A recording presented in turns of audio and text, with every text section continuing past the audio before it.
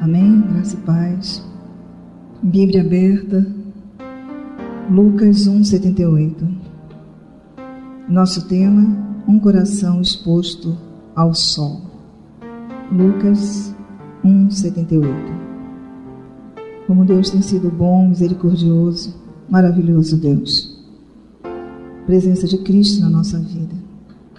Diz assim o texto sagrado: graças à entranhável misericórdia de nosso Deus, pela qual nos visitará o sol nascente das alturas, 79, para alumiar os que jazem nas trevas e na sombra da morte e dirigir os nossos pés pelo caminho da paz.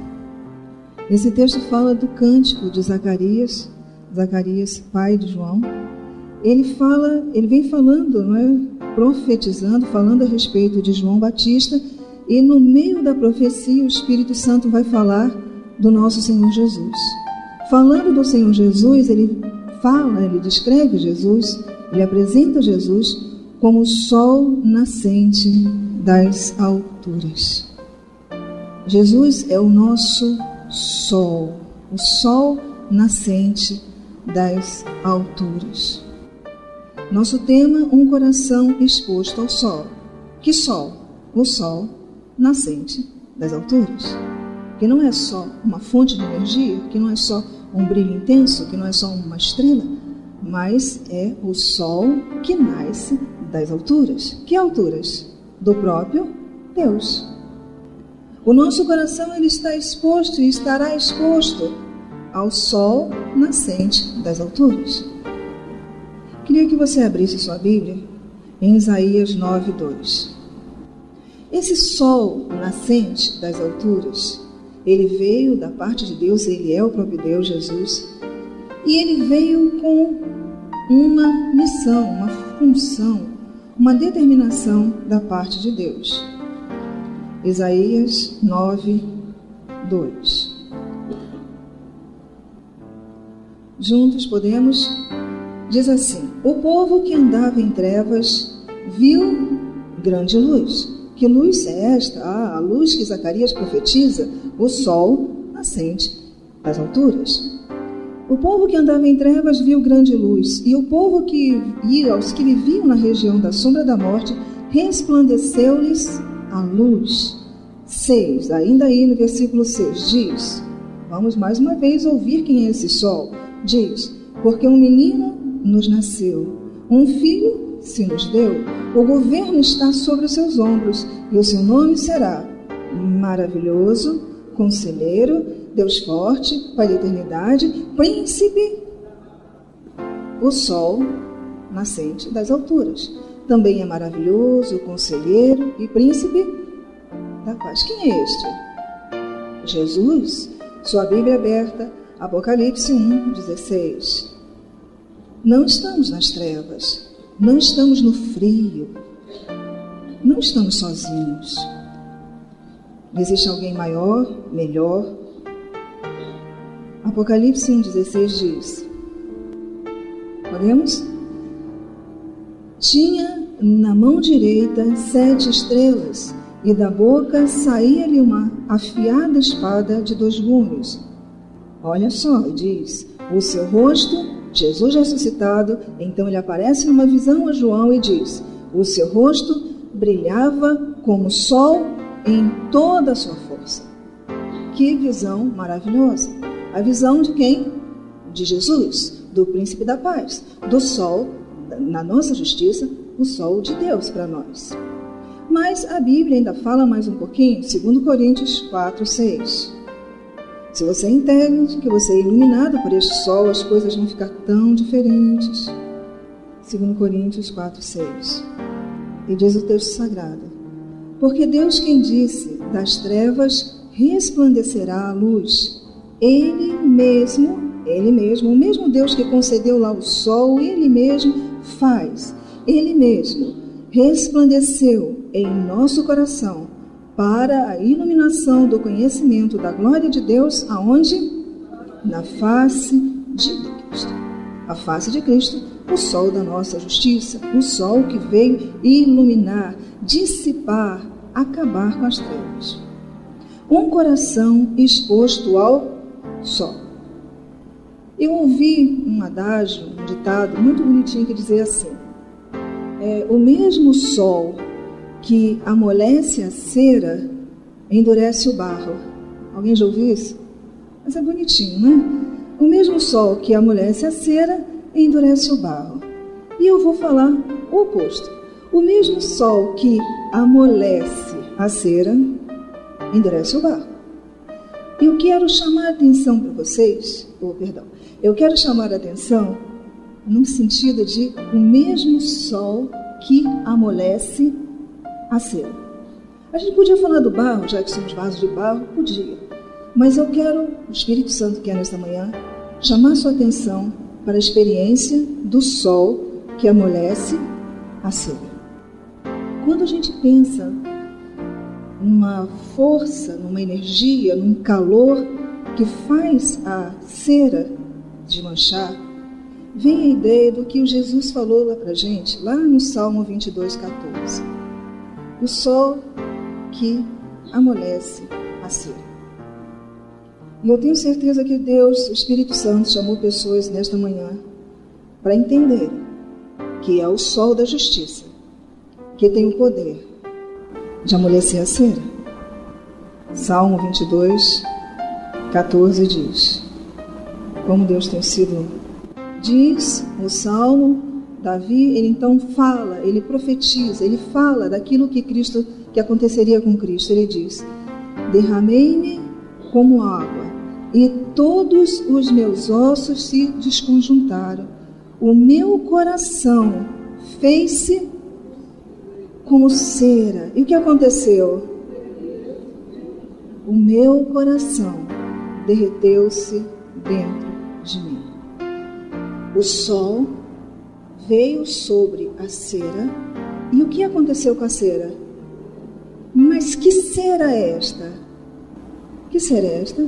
A gente acabou de ler. Era o coração. Pode então acontecer de um coração que recebe a luz, que recebe o calor, que recebe a energia, que recebe o poder de Deus, amolecer e derreter diante dessa força? Sim, pode. Por isso Davi profetiza e por isso Jesus vive isto. Jesus viveu esse poder que veio sobre seu coração e seu coração amoleceu. Como? Mas a gente precisa conferir coisas espirituais com espirituais. Olha o que diz a sua Bíblia, Lucas 22. Um coração exposto ao sol das alturas. Não o nosso sol, mas o sol das alturas. Lucas 22:39 diz, estamos juntos? Diz o texto: e saindo foi como de costume para o Monte das Oliveiras, e os discípulos o acompanhavam. Chegando ao lugar escolhido, Jesus lhes disse: orai para que não entreis em tentação. Ele, por sua vez, se afastou cerca de um tiro de pedra e de joelhos orava. Ele dizia: Pai, se queres, passa de mim este cálice. Contudo, não seja feito o quê? A minha vontade, sim a tua. Então lhe apareceu um anjo do céu e o fazia o quê?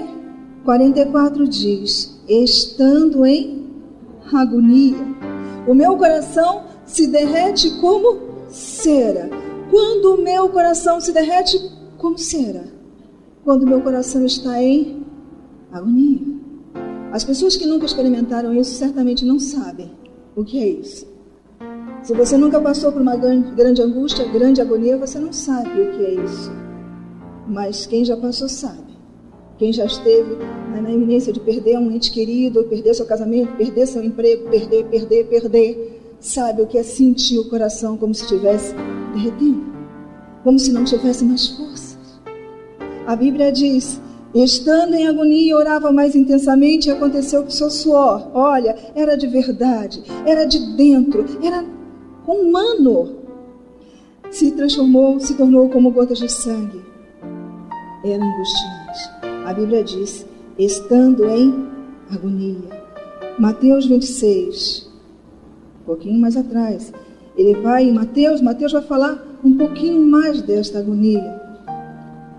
26, 36 diz, Mateus 26, 36 diz, dentro do tema, um coração exposto ao sol. Diz, em seguida foi Jesus com eles a um lugar chamado Getsêmani e disse a seus discípulos, assentai-vos aqui enquanto eu vou ali orar. E levando consigo a Pedro e os 2 discípulos filhos de Zebedeu, começou a entristecer-se, ele começou a angustiar-se. Meu coração se derretia como cera. Eu estava entristecido, em grande agonia, estava em angústia.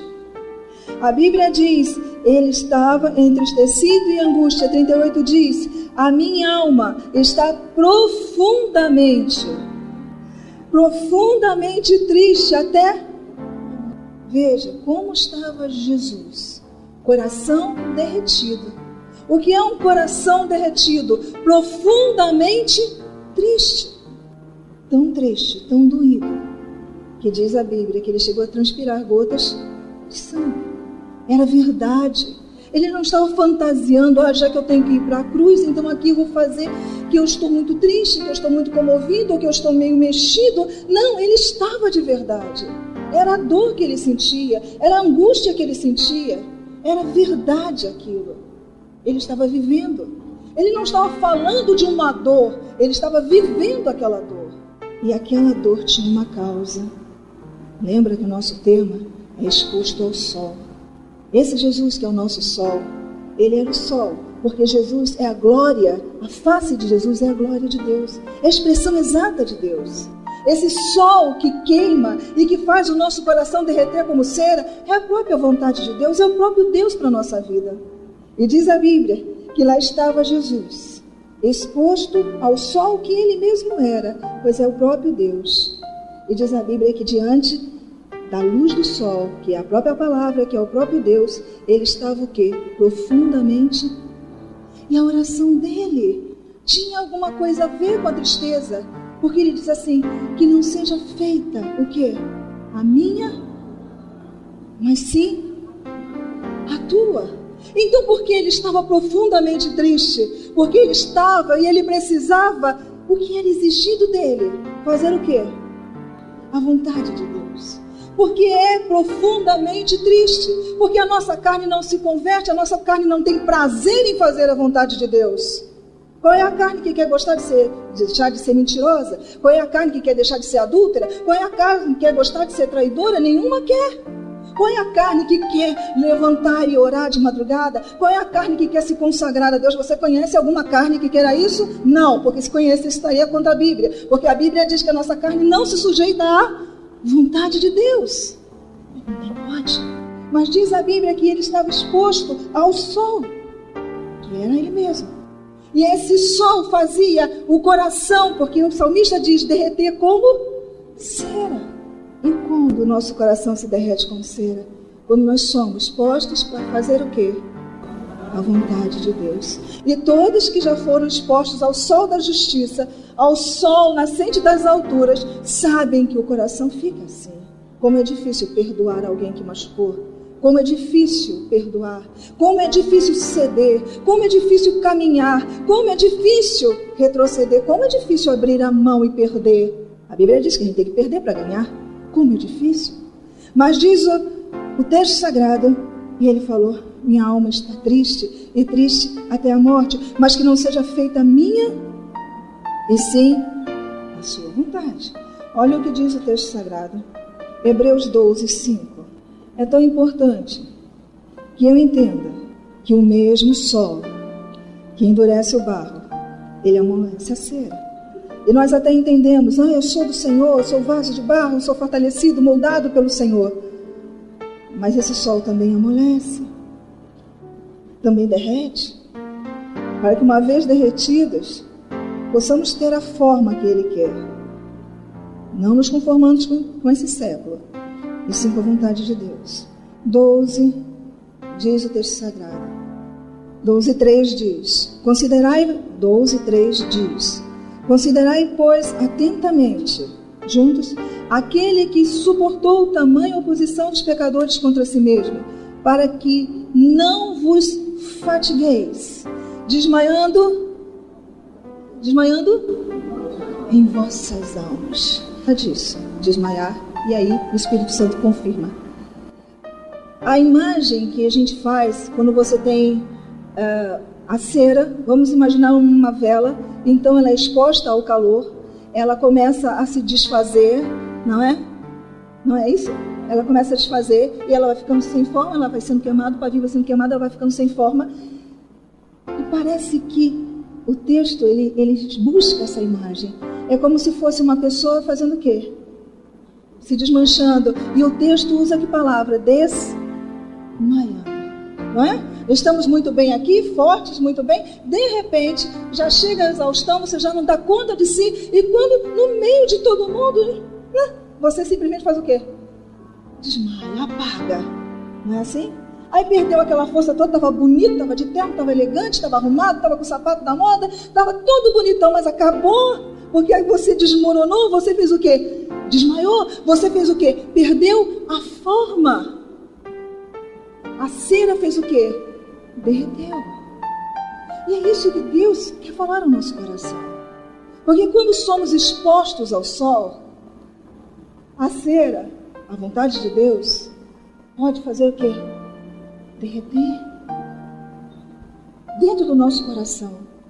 Quando Deus pede coisas nas nossas vidas que são tão difíceis, é como se fosse a cera derretendo. Mas a Bíblia diz, olha que interessante, é isso que o Espírito Santo quer que você guarde no seu coração. Ele suportou tamanha oposição dos pecadores contra si mesmo. Não vos fatigueis em vossa alma. 4 diz. 5 diz, vamos para o 5.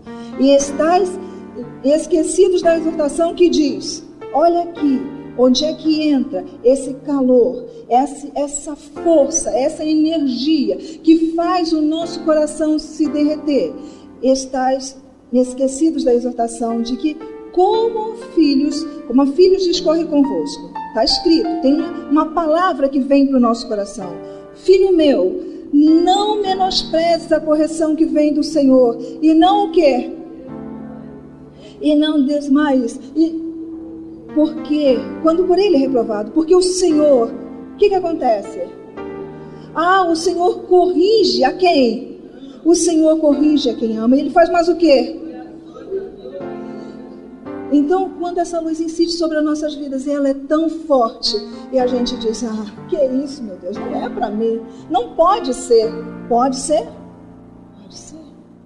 O mesmo calor, o mesmo sol, que fortalece o vaso, é o mesmo sol que derrete a cera. Este calor, esse poder, esta vida que tem a palavra, causa esse efeito em nós. Mas não é um mal, porque este sol não é o sol do deserto. Esse sol é o sol nascente das alturas. Ele é o próprio Deus. Então, quando essa luz vem sobre as nossas vidas, não é para estorricar a nossa vida, não é para fazer a gente morrer de sede, não é para fazer a gente morrer no deserto. Quando essa luz, esse sol brilha sobre as nossas vidas, para que é? É para ensinar, como diz o texto. Ele diz assim, olha, filho meu, não desprezes a correção que vem do Senhor, nem desmaieis quando por ele for reprovado. Porque o Senhor faz o quê? O Senhor corrige a quem ama. E ele faz mais o quê? Ele açoita. Olha, se tem que ser corrigido, é ele que corrige. É para disciplina, é para aprender, é para crescer, é para mudar. Quando esse sol brilha sobre as nossas vidas e nós estamos iluminados, porque os crentes são iluminados por essa palavra, nós não temos medo do sol, não é verdade? Quem tem medo do sol é quem anda nas trevas. Nós não temos medo dele. Quando nós andamos e quando a palavra de Deus vem sobre a nossa vida, é para quê? Para quê? Para corrigir. E corrigindo, a Bíblia diz, é para a disciplina que perseverais, porque Deus nos trata como filhos. Quando alguma coisa vem e tenta derreter o meu coração e a pressão é muito grande, é porque Deus me abandonou, é porque Deus esqueceu de mim, é por isto? Não, porque Ele corrige, porque Ele ama, porque eu sou o quê? Filho. Não é verdade?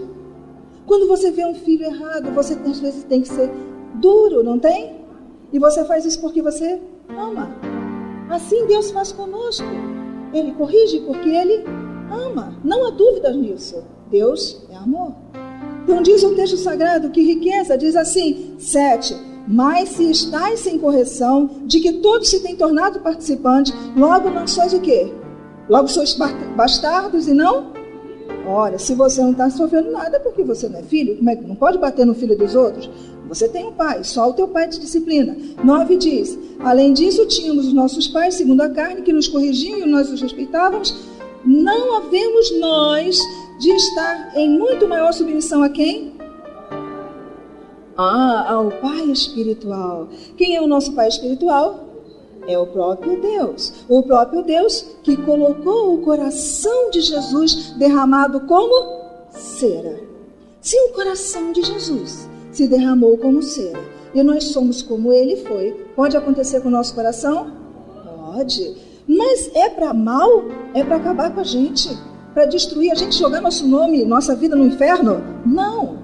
Diz a Bíblia, é para crescimento, é para aproveitamento. Diz lá isso. Pois eles nos corrigiam por pouco tempo, segundo melhor lhes parecia. Deus, porém, nos disciplina. Ora, se meu coração é aquecido, se o sol da justiça vem sobre meu coração, e eu sinto como se ele estivesse desmanchando, para que é? Para aproveitamento, a fim de sermos o quê? Participantes da sua santidade. Separados como Ele é separado. Santos como Ele é santo. Quando Deus, pela palavra, Ele derrete o nosso coração, não é para perder a nossa vida, não é. É para que sejamos santificados. Amém? Então diz mais lá, toda disciplina 11, com efeito, no momento, não parece ser motivo de alegria. Mas o Senhor permitiu isso foi para a disciplina. Mas eu não entendo, meu Deus, por quê? Porque não parece motivo de alegria. E não é. Estamos sendo disciplinados. Precisamos entender.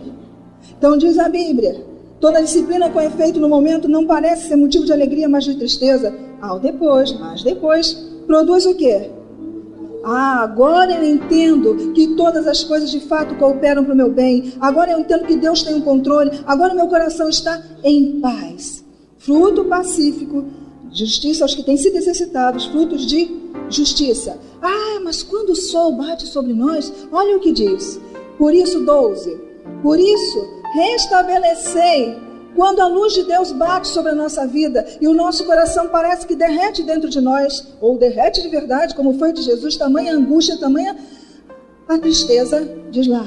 Por isso, restabelecei as mãos.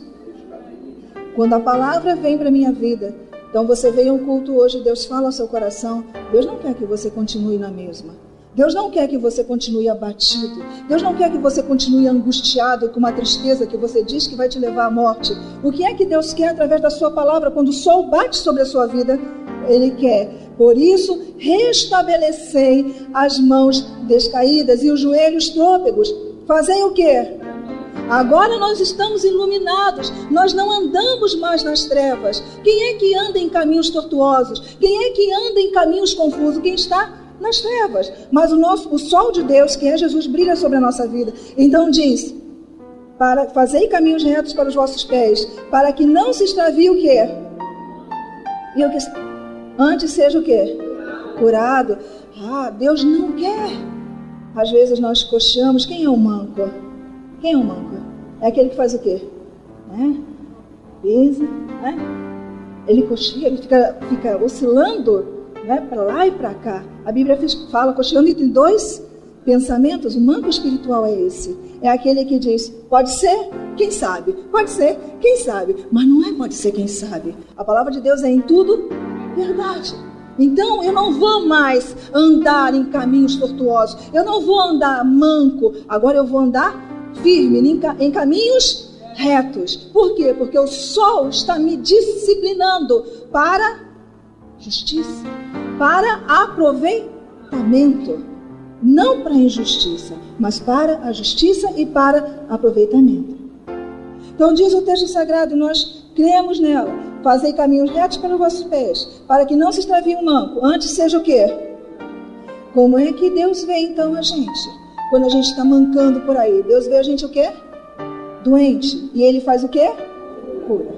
Pelo conhecimento da palavra. É muito comum. Às vezes não. Quando estamos enfermos, os médicos dizem, olha, é melhor que você tome o sol da manhã. Por quê? Porque o sol da manhã vai fazer com que a reação ao metabolismo funcione melhor. Na verdade, expostos ao sol, é a certeza de que seremos o quê? Curados. Não é para a morte, é para a vida. Não é para a perdição, é para... A Bíblia diz crescimento, disciplina e o que mais? Aproveitamento. Esqueceram? Essa palavra é a nossa chave. O sol, quando brilha na nossa vida, é para aproveitamento. Quando nós somos levados a uma situação difícil, na disciplina, e isso é disciplina, é para aproveitamento. Nós não somos tentados, nós somos provados. A prova vem para aproveitamento. Deus não tenta, Ele não pode tentar a ninguém. Mas nós somos provados a cada dia pela revelação da palavra. Ele libera a palavra e prova o nosso coração. Se somos ouvintes e praticantes, ou se somos tão somente ouvintes. Podemos ouvir. Na verdade, agora, todos nós somos ouvintes. Quando sairmos daqui, é que Deus saberá, provando o nosso coração, se somos praticantes do que ouvimos. Se entendemos que Deus, que o sol da nossa justiça, pode amolecer o nosso coração como cera.